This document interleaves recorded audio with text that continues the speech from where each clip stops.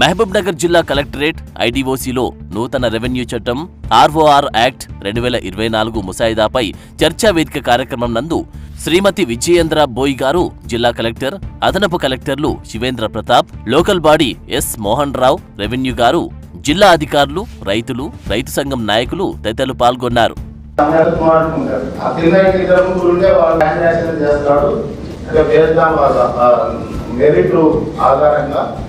దాని ప్రకారంగా వాళ్ళకి హక్కులు కల్పించడానికి రికార్డులో ఉన్నాయి, చుట్టూ నలుగురు ఎవరు ఉన్నారనేది డిమాండేట్ చేసి ఆ మ్యాప్ ఇచ్చినట్లయితే ఈ కొత్త ఆర్ఓఆర్ ముసాయిదా చట్టం మీద అవగాహన కార్యక్రమాన్ని ఏర్పాటు చేస్తున్నాం. అది కొత్త చట్టం ఆల్రెడీ మనకి పబ్లిక్ లో అవైలబుల్ గా ఉంది. ఈ చట్టాన్ని చదవాలా ఇక్కడికి వచ్చిన వాళ్ళందరూ కూడా? మరి కొత్త చట్టంలో ఏముంది? మీరు పాత చట్టం చదువుకుంటారు, కాపీస్ ఇస్తాం, చదవాలా? చాలా మంది ఇక్కడ ఈ కొత్త చట్టం చదివి ఉంటారు, అందుకే ఒకసారి చిన్న చట్టమే ఇది ఒకసారి. సో మీరు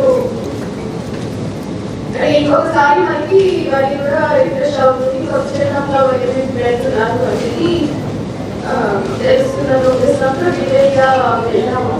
అయితే ఇందులో ఉన్న చాలా అంశాలు మనకి ఆల్రెడీ మనం చేస్తున్నవి, అంటే ప్రొసీజర్ ఏదైతే ఇందులో ప్రిస్క్రైబ్ చేస్తున్నారో అది చాలా వరకు మనకి రెవెన్యూలో పనిచేసిన అధికారులందరికీ కూడా ఐడియా ఉన్నది. దాంతో పాటుగా ఇందులో కొత్తగా ఒక రూరల్ కార్డు అనేది ఒకటి తీసుకురావడం జరిగింది. అందులో కూడా మల్టీ పర్మనెంట్ అన్నారు. సో వీటికి సంబంధించి మనం ఇప్పుడు చూస్తుంటే అంటే మనకి అందరికీ కూడా ఫీల్డ్లో ఈ రకరకాల ఇష్యూస్ లో పనిచేసిన అనుభవం ఉంది.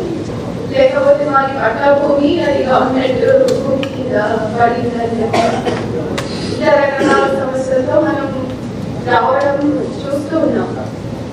పోస్ట్ అవార్డ్ యాక్షన్ లేకపోవడం వల్ల ఆ పట్టదారే కంటిన్యూ కావడం వల్ల ఆయననే పట్టదారు కంటిన్యూ అవుతున్నాడు, ఆయనకే రైతు బంధు వస్తుంది, వచ్చినా సరే కానీ మళ్ళీ ఇంకోరిలో అమ్ముకుంటున్నాడు. ఎవరన్నా తహసీల్దార్ దగ్గరకు పోయి, అయ్యా నీకు ఇదివరకు అయిపోయింది, అయ్యా నీకు కాంపెన్సేషన్ ఇచ్చిండ్రు అంటే నాకు తెలియదు, అవన్నీ తహసీల్దార్కు చెప్తే నాకు తెలియదు, అందులో పేరు ఉంది, అయితే నా పరిధి లేదు అంతే.